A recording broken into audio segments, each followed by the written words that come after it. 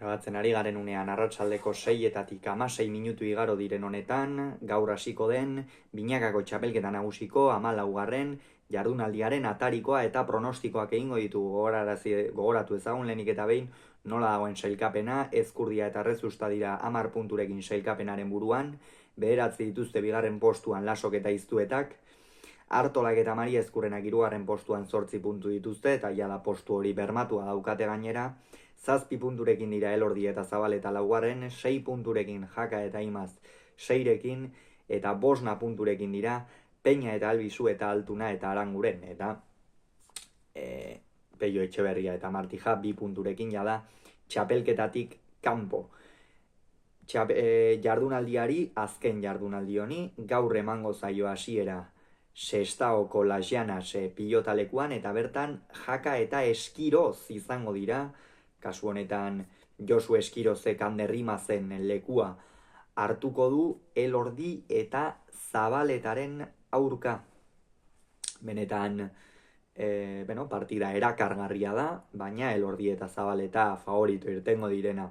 Hala ere, Jaka eta Eskiroz bikoteak badauka arriskua izan ere, Elordi eta Zabaleta ez daude ongi. Aurreko 2 partidetan ikusi dugu nola batetik Zabaletak agindu ezin zuenez Elordi aurrean oso deseroso ikusi dugun, ezin amaituz defendatzea ere kosta egin zaio mailabitarrari, eta aldiz Erik Jaka oso momentu oparoan dagoela esan daiteke.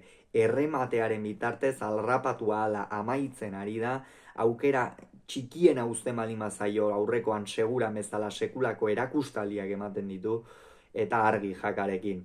Baina teoria mailan behintzat atzeko kuadroetan aldea egon beharko luke, batez ere Zabaletak Eskirozin nabarmen erakutsi beharko lioke bizkarra, eta ikusi beharko da ea Makirria Inezkabartekoak erakutsi du. Lehen mailan jokatu duenean maila baduela, zalantzari gabe, baina ikusiko dugu ea Zabaletaren ahaleko pilotari baten aurka nola moldatzen den. Hala ere, Jaka ez da kikilduko, arriskatuko du, nik uste alambrearen gainean jokatuko duela, eta aukera zalantzari gabe izango dituzte. Zer egin behar dute Jakak eta Eskirozek? 22-13 baino alde handiagoarekin irabazi. Elordiz eta Zabaletak berriz 13 tantu egitearekin nahikoa dute. Lehen itzulian Elordik eta Zabaletak 22 eta 13 irabazi baitzieten Jaka eta Imazi, eta hortxe egongo da gakoa, hau da, Jakak eta Eskirozek 22 eta 13 baino alde txikiagoarekin alde handiagoarekin irabazten badute, Jakak eta Imazek playoffetan 2 bala izango dituzte. Elordik eta Zabaletak 13 tantu egiten baldin badituzte, 2 bala izango dituzte. Gainontzean, Elordik eta Zabaletak 13 tantu baino gutxiago egiten badituzte bala bat, eta Jakak eta Eskirozek jada, eta Jaka eta Eskirozia 13 tantu egiten baldin badizkiete, jada bala bakarrarekin geratuko litzake Jaka Imaz bikotea. Honen bestez, horregatik Elordi eta Zabaleta favorito izango dira, baina partida ona ikusteko esperantza badaukat behintzat gaur Sestaon. Eta bihar Iruñeko Labrit pilotalekuan Peio Etxeberria eta Martija Senar eta Iztuetaren aurka izango dira. Hemen ez dago ezertxo ere jokoan, Peio Etxeberria eta Martija txapelketatik kanpo dira, Senar eta Iztueta, Laso Iztueta bikote titularra jada finalerdietan. Eta hemen Peio Etxeberria eta Martija ikusten ditut favorito, ez? Peiok aurrean Senarri oinetara jokatuz gero eta bizi jokatuz gero ikusiko dugu, Beñatek nola eusten dion erritmo horri, eta atzean indarrak nahiko parean izango direla esan daiteke. Iztu eta lasaiago jokatzeko partida izango du, inolako zalantzari gabe, berez mutil lasaia da, baina bihar gozatzeko partida izango du, zalantzari gabe, eta alik eta sentsazio honenekin iristeko aukera ere, finalerdietara, astebeteko atsedenaldia izango du Martxelek, eta hori ederki eskertuko du, zalantzari gabe, eta baina Peio Etxeberria eta Martija esan bezala favorito bikote osatuagoa dela iruditzen zaidalako.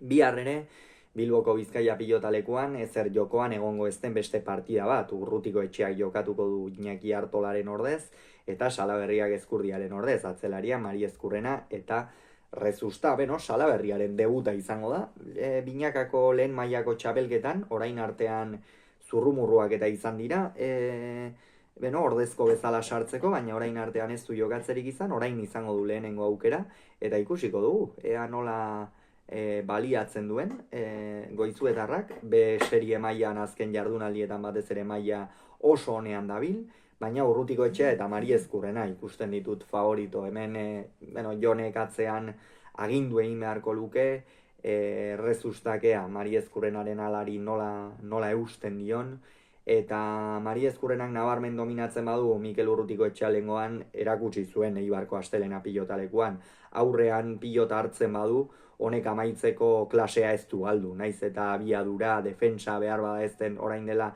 18 urteko Urrutikoetxearena klasea pilotariak ez du sekula galtzen eta Mikelek ere ez du galdu, eta hor harrapatzen baldin badu argi, eta aldiz, Salaberriak defentsan orain artean lan handia egin du, ikusiko du, ea bihar zer moduz moldatzen den Goizuetara, baina Urrutikoetxea eta Mariezkurrena favorito, eta igandean, norgehiagoka dramatikoa Altuna hirugarrenak eta Bikuñak Peña eta Albizuren aurka jokatuko dutena, aurrekoan behar bada ikusiko zenuten, Arangurenen inguruan eman genuen iritzia, horren ondorioz Inigo Bikuñak jokatuko du igandean Altunarekin batera, Peña eta Albizuren aurka, eta hemen Altuna eta Bikuña ikusten ditut favorito.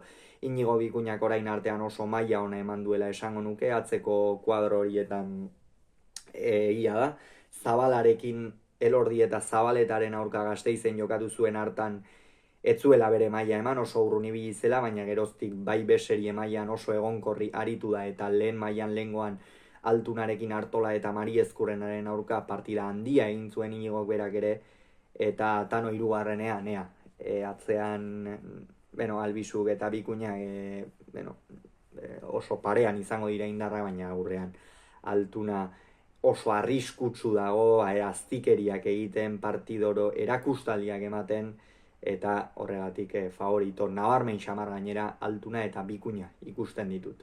Hauxe beraz, pronostikoa ikusiko dugu zer gertatzen den, hurrengoan gehiago izango zuen, bitartean on izan, agur.